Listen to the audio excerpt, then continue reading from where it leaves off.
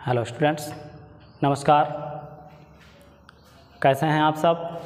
आशा है कि आप सभी अच्छे होंगे और साथ ही अपनी पढ़ाई पर ध्यान दे रहे होंगे। तो स्टूडेंट्स, मैं विमलेश कुमार आप सभी का आपके अपने चैनल JMD क्लासेज में हार्दिक स्वागत अभिनंदन करता हूं। स्टूडेंट्स, पिछली क्लास में आप लोगों ने जाना कि लघु बीजाणु धानी कहाँ पर होती है, पुष्प में कितनी होती हैं और उसमें लघु बीजाणु जनन किस तरह से होता है। तो स्टूडेंट्स, उसी श्रृंखला को आगे बढ़ाते हुए आज हम लोग पढ़ेंगे कि लघु बीजाणु धानी में लघु बीजाणुओं का जो विन्यास है, अर्थात जो चार लघु बीजाणु हैं वो लघु बीजाणु धानी में किस तरह से व्यवस्थित रहते हैं। तो स्टूडेंट्स, देर ना करते हुए आइए शुरू करते हैं हम लोग आज का सेशन। आइए शुरू करते हैं। क्या पढ़ेंगे स्टूडेंट्स हम? लघु बीजाणु धानी में लघु बीजाणु धानी में लघु बीजाणुओं का विन्यास।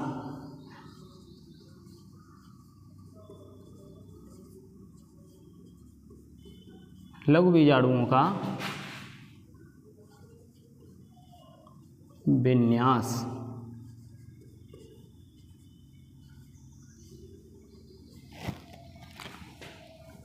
तो आज हम स्टूडेंट क्या जानेंगे कि लघु बीजाणु धानी में लघु बीजाणुओं का विन्यास, अर्थात लघु बीजाणु धानी में जो चार लघु बीजाणु होते हैं उनके व्यवस्थित होने का क्रम क्या है, किस तरह से वो व्यवस्थित होते हैं। तो स्टूडेंट्स, लघु बीजाणु धानी में लघु बीजाणु जो होते हैं वो मुख्य रूप से 5 टाइप से विन्यासित रहते हैं। तो आइए जान लेते हैं कि कौन कौन से प्रकार से विन्यासित रहते हैं। सबसे पहला है हमारा चतुष्फलकीय।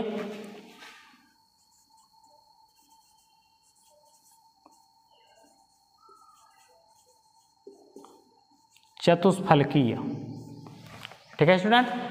इसको हम बोलते हैं टेट्राहेड्रल। क्या बोलते हैं? टेट्राहेड्रल। टेट्राहेड्रल, ठीक है, टेट्राहेड्रल बोलते हैं। दूसरा जो विन्यास है हमारा वो है समद्विपार्श्विक या क्रमिक।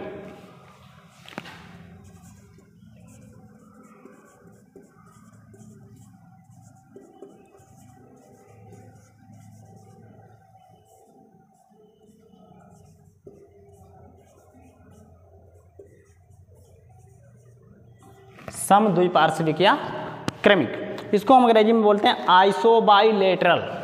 क्या बोलते हैं? आइसोबाइलेटरल।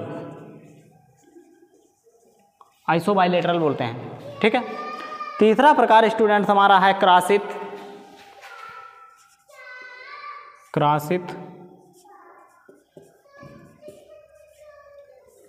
इसको बोलते हैं क्रॉस्ड, ठीक है स्टूडेंट। नंबर 4 पे आता है रेखीय विन्यास। रेखीय विन्यास, और इसको बोलते हैं लाइनर। क्या बोलते हैं? लाइनर बोलते हैं, ठीक है। कितने प्रकार हुए हमारे? 4 प्रकार हुए। 5वां एक और बचता है हमारा टी आकार। टी आकार में, अर्थात टी शेप्ड, ठीक है। तो जो लघु बीजाणु धानी होती है उसमें चारों लघु बीजाणु कितने प्रकार से विन्यासित हो सकते हैं? 5 प्रकार से। पहला क्या? चतुष्फलकीय यानी कि टेट्राहेड्रल। दूसरा समद्विपार्श्विक या क्रमिक, इसको बोलते हैं आइसोबाइलेटरल। थर्ड है क्रॉसित, इसको क्रस्ट बोलते हैं। और फोर्थ है रेखीय यानी कि लाइनियर। और 5वां है टी आकार यानी कि टी शेप्ड। तो स्टूडेंट्स, आज की हमारी क्लास शुरू हो चुकी है और जो भी लोग चैनल पर नए जुड़ रहे हैं वो चैनल को सब्सक्राइब करें और इससे पीछे की क्लासेज देखने के लिए वीडियो के डिस्क्रिप्शन में जाएं, वहाँ पर लिंक दे रखा गया है। चैनल पर आपको प्लेलिस्ट भी बनी मिलेगी, प्लेलिस्ट में आप सारे वीडियो देखें जिससे आपको सब कुछ क्लियर समझ में आता रहे। इसके साथ ही हमारे चैनल पर कक्षा 6 से 12 तक की लगभग सभी विषयों की तैयारी कराई जा रही है और वो भी एकदम निःशुल्क। इसका कोई भी पैसा आपको देने की ज़रूरत नहीं है, आपको किसी भी कोचिंग की ज़रूरत नहीं है। बिना कोचिंग के आप मैक्सिमम नंबर लाएंगे अगर आपने चैनल को पूरी तरह से फॉलो किया है। जितने वीडियो दिए जा रहे हैं सारे के सारे आप पढ़ रहे हैं, तो आप अभी के इसका स्क्रीनशॉट ले लें और साथ ही नोट्स भी बनाते रहें जो कि आपके बहुत काम आने वाले हैं।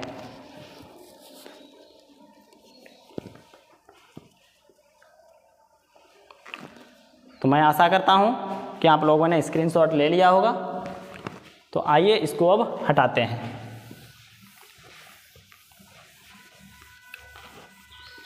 तो स्टूडेंट्स, अब हम बात करेंगे चतुष्फलकीय जो विन्यास है हमारा, इसके बारे में। तो स्टूडेंट्स, इसको बनाने से पहले मैं एक आपको चित्र बना के दे रहा हूँ, इस पर ज़रा गौर फरमाएं।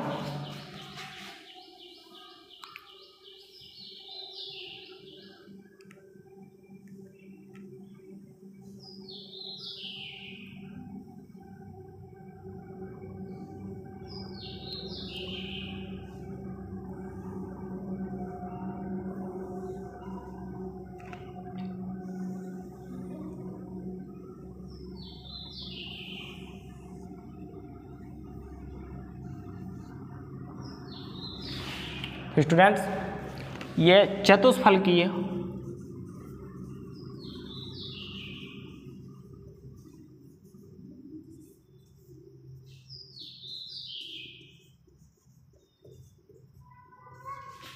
चतुष्फलकीय विन्यास का डायग्राम है। इसमें क्या होता है कि जो चारों लघु बीजाणु होते हैं वो चारों फलकों पर स्थित होते हैं। फलक का मतलब किनारों पर स्थित होते हैं, लेकिन जब सामने इसकी काट आती है तो इसमें हमको 1, 2, 3 दिखाई देते हैं, चौथा दिखाई नहीं देता है। ये स्टूडेंट चतुष्फलकीय विन्यास है। इसके बारे में लिखते हैं, चारों लघु बीजाणु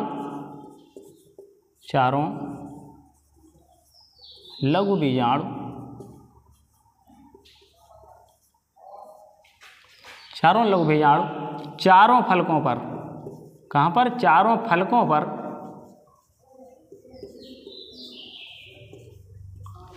चारों लघु बीजाणु जो होते हैं वो चारों फलकों पर स्थित होते हैं।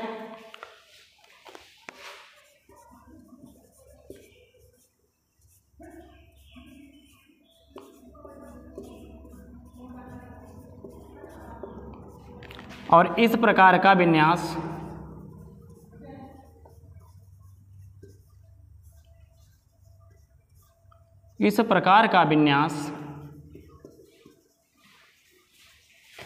अधिकांश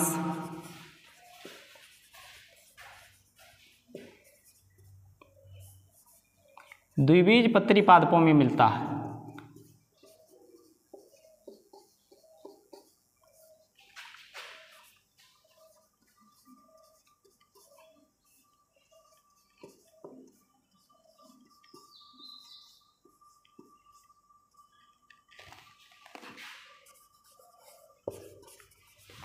ठीक है स्टूडेंट, तो लघु बीजाणु धानी में जो चतुष्फलकीय विन्यास है उसके बारे में क्या लिखा है कि चारों लघु बीजाणु, यानी कि जो लघु बीजाणु धानी में 4 लघु बीजाणु होते हैं वो चारों फलकों पर स्थित होते हैं और अधिकांशतः ये विन्यास जो है वो किसमें मिलता है? द्विबीजपत्री पौधों में मिलता है।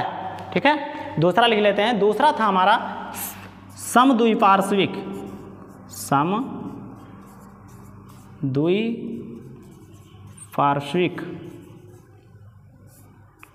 समद्विपार्श्विक, यानी कि कौन सा था? आइसोबाइलेटरल।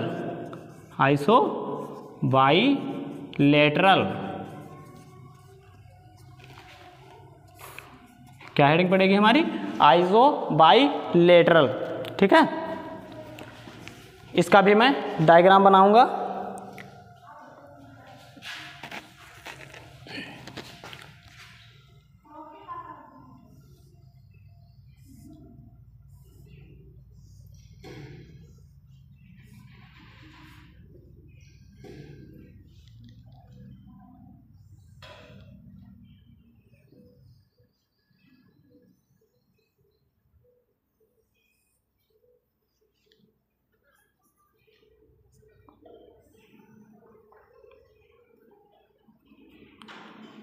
स्टूडेंट, ये आइसोबाइलेटरल विन्यास का डायग्राम बन रहा है।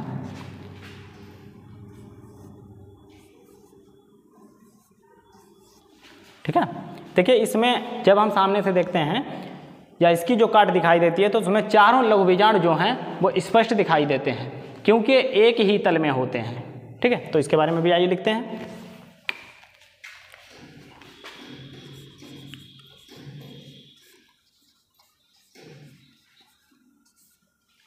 इसको भी लिख देते हैं, क्या लिख देते हैं? समद्विपार्श्विक, समद्विपार्श्विक,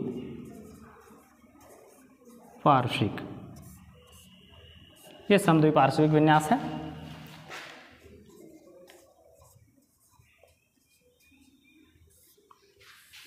समद्विपार्श्विक विन्यास है। तो इस प्रकार के विन्यास में क्या होता है? इस प्रकार के विन्यास में, इस प्रकार के विन्यास में चारों लघु बीजाणु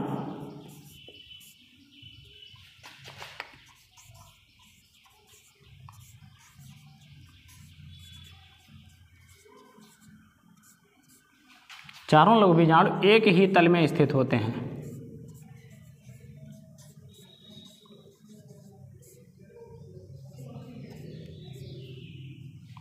एक ही तल में क्या होते हैं? स्थित होते हैं।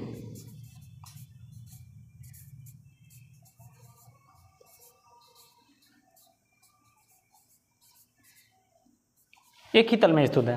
ठीक है, देखिए मैंने आपको सटीकता जिससे कि आप अच्छे से समझ सकें तो इसके लिए दोनों डायग्राम भी बनाए हैं और परिभाषा भी लिखी है। एक बार फिर से हम लोग देख लेते हैं। लघु बीजाणुधानी में जो लघु बीजाणु का विन्यास है वो कितने तरीके से होता है? 5 तरीके से होता है। तो जिनमें से 2 की चर्चा हम कर चुके हैं, 3 को आगे देखेंगे। आइए इनको एक बार और समझ लेते हैं। चतुष्फलकीय जो विन्यास होता है इसमें चारों लघु बीजाणु चारों फलकों पर स्थित होते हैं और इस प्रकार का जो विन्यास है वो द्विबीजपत्री पौधों में हमें देखने को मिलता है। अब समद्विपार्श्विक की बात आती है तो इसमें सामने से स्पष्ट 2 हैं, 4 लघु बीजाणु दिखाई देते हैं और ये क्योंकि ये इसलिए एक ही तल में स्थित होते हैं इस वजह से ये चारों हमें स्पष्ट दिखाई पड़ते हैं। ठीक है स्टूडेंट, समझ में आया होगा आपको। आप लोग इसका स्क्रीनशॉट ले लें, फिर हम लोग बढ़ते हैं आगे की तरफ।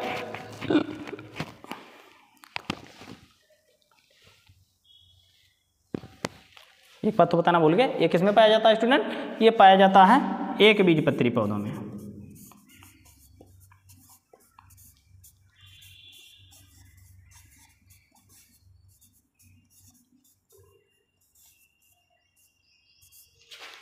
एक बीजपत्री पौधों में पाया जाता है। दोनों में क्या अंतर है? जो हमारा चतुष्फल के विन्यास था वो द्विबीजपत्री पौधों में मिलता था और ये एक बीजपत्री पौधे में पाया जाता है। अब आप लोग इसका स्क्रीनशॉट ले लें।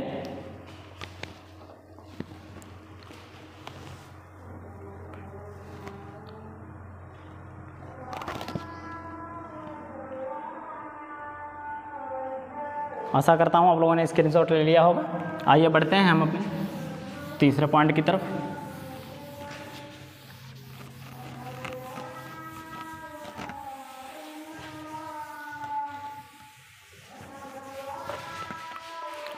तीसरा नंबर है हमारा क्रॉसित यानी कि डाइकैसेट।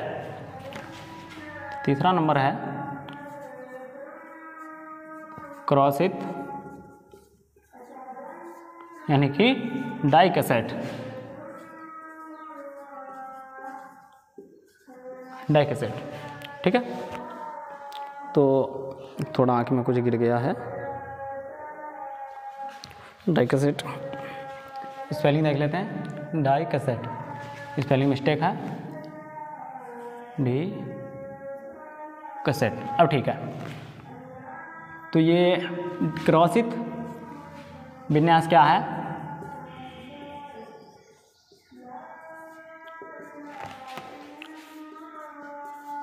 आइए पहले हम लोग इसका भी चित्र बना लेते हैं। ये कुछ जो है चतुष्फल के विन्यास की तरह ही है। आइए देखते हैं।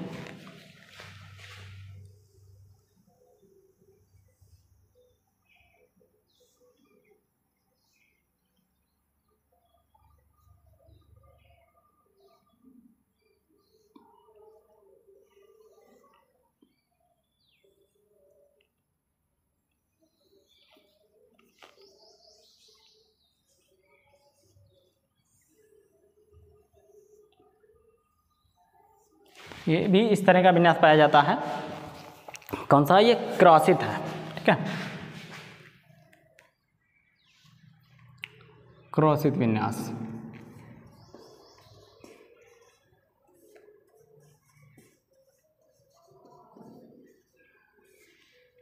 क्रॉसित विन्यास,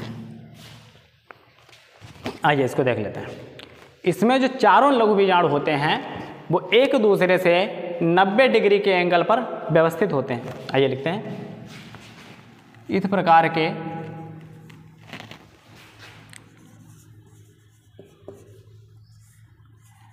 प्रकार के विन्यास में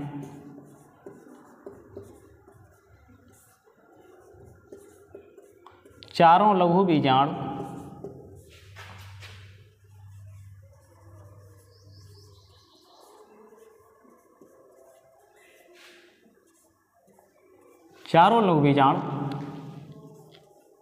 एक दूसरे से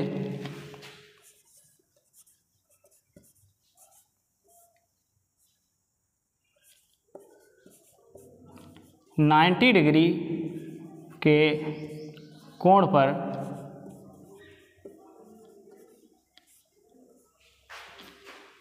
व्यवस्थित रहते हैं।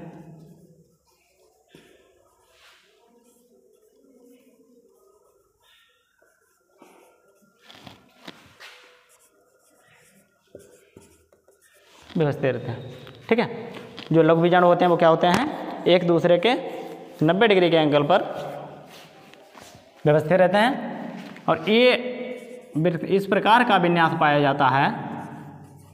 आपका एक पौधा है मैग्नोलिया, किसमें? मैग्नोलिया में पाया जाता है, मैग्नोलिया में।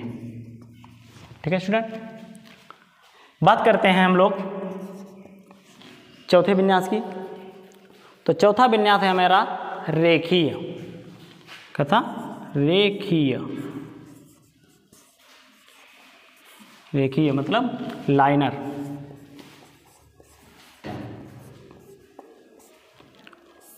लाइनर विन्यास क्या है? इसका भी आइए डायग्राम बनाते हैं।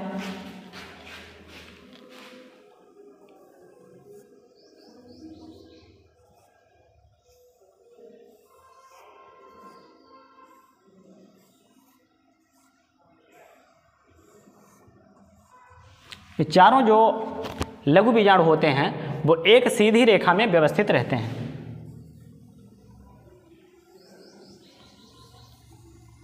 इस तरह से। कौन सा विन्यास है ये? रेखीय विन्यास है।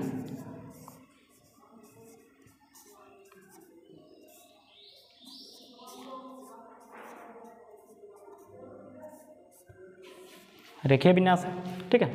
आइए इसको लिखते हैं। इसमें इस प्रकार के विन्यास में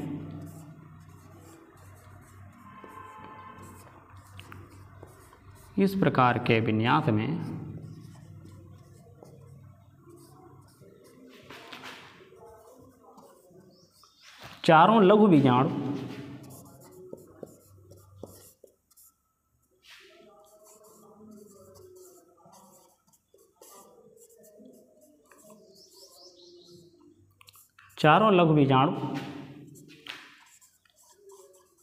एक सीधी रेखा में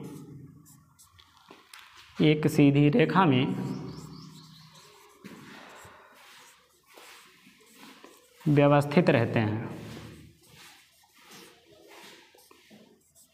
सीधी रेखा में व्यवस्थित रहते हैं।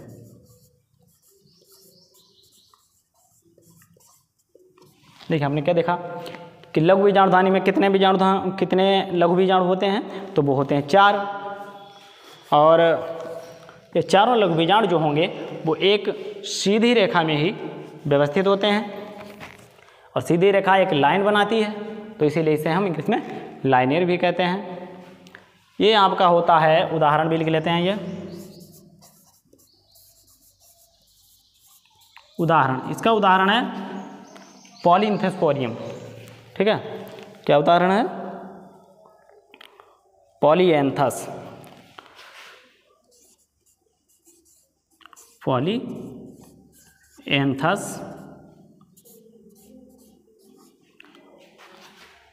एवं और दूसरा है हैलोफिलामें, हैलोफिलामें, हैलोफिलामें। ठीक है स्टूडेंट, तो ये 4 हो गए।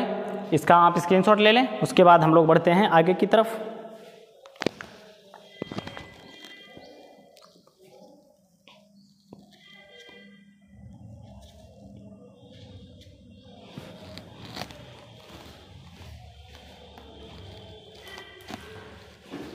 तो स्टूडेंट्स, मैं आशा करता हूं कि आप लोगों ने स्क्रीनशॉट ले लिया होगा।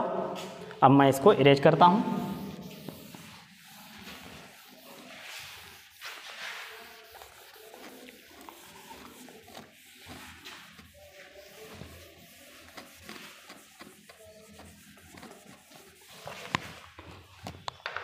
तो स्टूडेंट्स, जैसा कि आप लोग देख रहे हैं, वीडियोज बनाने में आप लोगों के लिए हम कितनी मेहनत कर रहे हैं। तो स्टूडेंट्स, अगर हम लोग वीडियो के लिए इतनी मेहनत कर रहे हैं तो कम से कम आपसे एक लाइक की तो आशा हम रखते हैं। स्टूडेंट्स, आप लोग वीडियो देखते हैं लेकिन सेशन को लाइक नहीं करते और साथ ही कमेंट भी नहीं करते। तो स्टूडेंट्स, आप लोग वीडियो को देखें और साथ ही लाइक भी करें और कमेंट भी कर दिया करें, जिससे हमको एक मोटिवेशन मिलता रहता है कि आपके लिए हम और अच्छा काम कर सकें। साथ ही अगर आपको कोई अन्य वीडियो भी चाहिए या कोई अन्य टॉपिक पर वीडियो चाहिए तो कमेंट कर दिया कीजिए, जिससे हम उसको भी बनाने का प्रयास करेंगे। तो फालतू बातों में न समय गंवाते हुए आगे की ओर बढ़ते हैं। आइए चलते हैं। 5वां लघु बीजाणुधानी का विन्यास जो हमारा बचा है स्टूडेंट्स, वो है टी आकार। कौन सा है? टी आकार।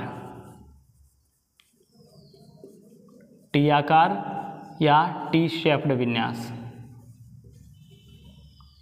टी शेप्ड विन्यास, टी शेप्ड विन्यास।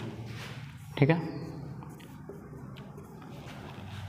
इसका भी बना लेते हैं डायग्राम।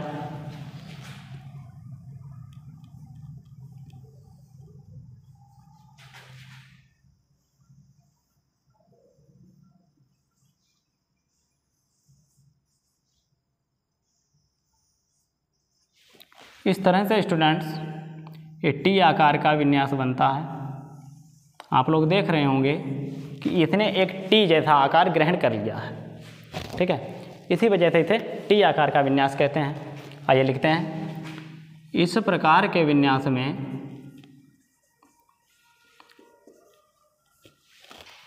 इस प्रकार के विन्यास में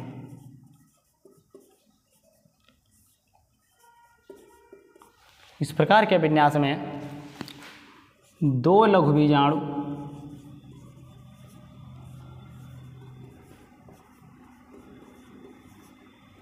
देखिए, 2 लघु बीजाणुओं के मिलने का क्रम अलग है और 2 का व्यवस्था जो है वो अलग है।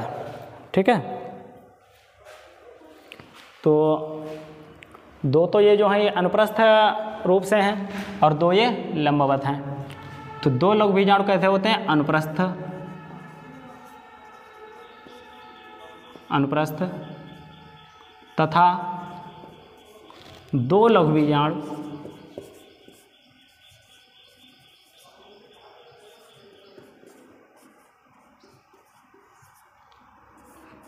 तथा 2 लघु बीजाणु कैसे होते हैं? लंबवत, लंबवत रूप से व्यवस्थित होते हैं।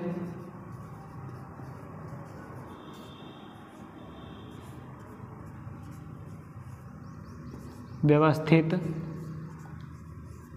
होते हैं। ठीक है, इसका उदाहरण है एरिस्टोलोकिया। क्या उदाहरण है? एरिस्टोलोकिया।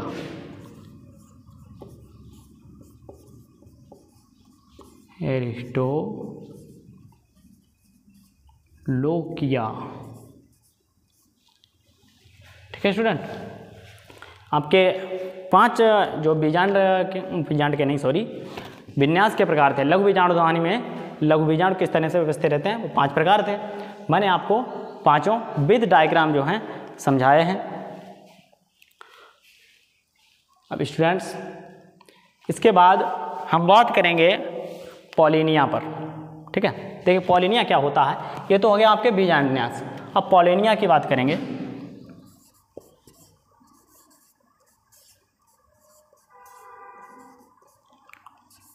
पॉलिनिया, देखिए पॉलिनिया क्या होता है। जिन पुष्पों के परागकण चिपचिपे होते हैं, तो जैसा कि आप लोग जानते हैं कोई चीज़ अगर चिपचिपाहट भरी होती है तो वो आपस में चिपक जाएगी, और ये मुख्य रूप से होता है आक के पौधे के पुष्प में। तो इसमें परागकण जो होते हैं वो चिपकने वाले होते हैं, और चिपक करके ये ऐसा आकार ग्रहण कर लेते हैं जैसे कोई चमगादड़ जो है वो उल्टा लटकता है। तो इस प्रकार के जो परागकणों का जो झुंड होता है उसे ही हम पॉलिनिया कहते हैं, ठीक है स्टूडेंट। इसको भी एक चित्र के माध्यम से समझते हैं, आइए।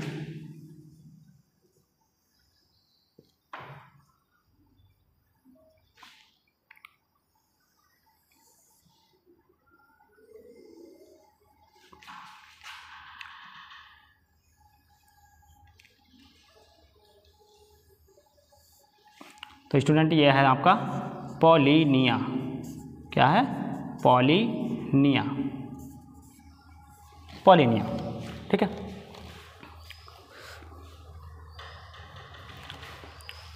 तो पॉलिनिया में क्या लिखेंगे, सामान्य रूप से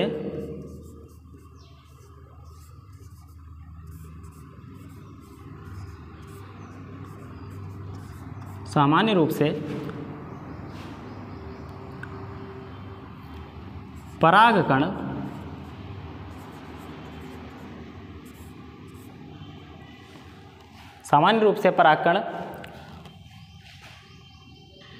बिखर जाते हैं। क्या होते हैं स्टूडेंट, बिखर जाते हैं।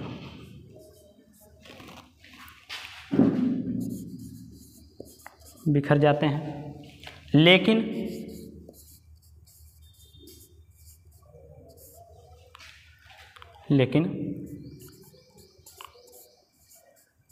जिन पुष्पों के परागकण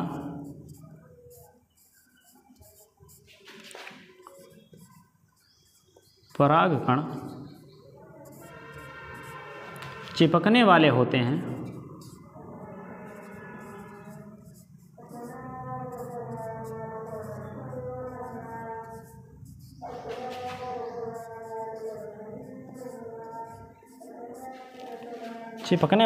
हैं,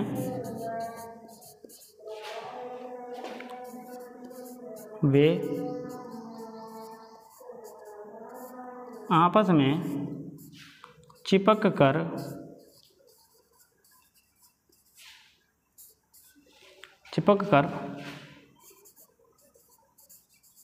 उल्टे लटके।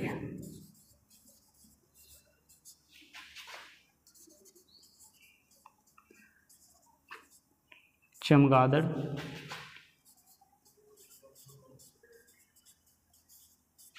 जैसी आकृति में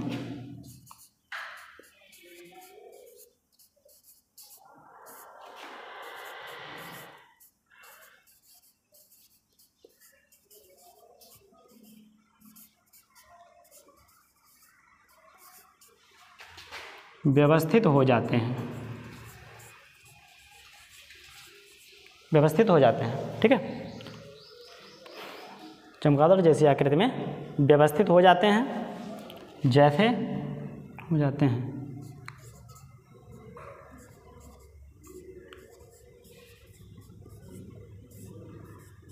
इस प्रकार से व्यवस्थित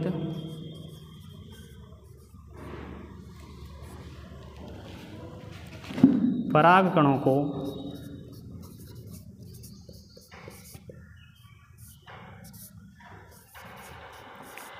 पॉलिनिया कहा जाता है।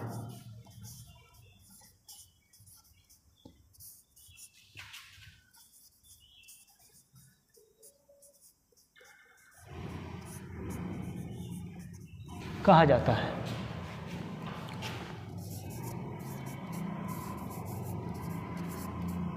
इसका उदाहरण है आँख, आँख में। ठीक है स्टूडेंट्स, मैं आशा करता हूँ कि आज मैंने आपको जो टॉपिक पढ़ाया है वो आपको अच्छे से समझ में आया होगा। तो स्टूडेंट्स, अगर आपको आज का सेशन अच्छा लगा है तो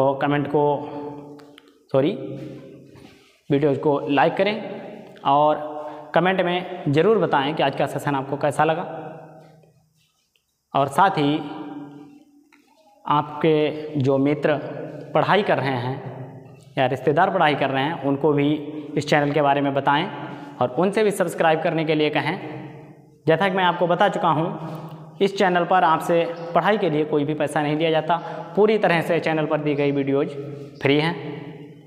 तो इसीलिए स्टूडेंट्स, आप सभी को, अन्य लोगों को भी इसके बारे में बताएं और उनको भी सब्सक्राइब करने के लिए कहें, जिससे कि हमारे द्वारा जो उद्देश्य निर्धारित किया गया है कि शिक्षा को जन जन तक पहुंचाना, वो पूरा हो सके।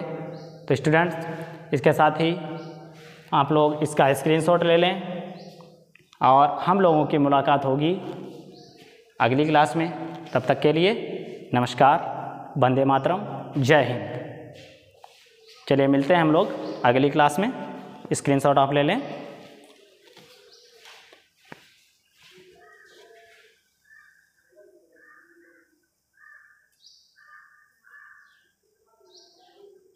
आप लोग स्क्रीनशॉट ले लें। चलिए मिलते हैं अगली क्लास में। धन्यवाद।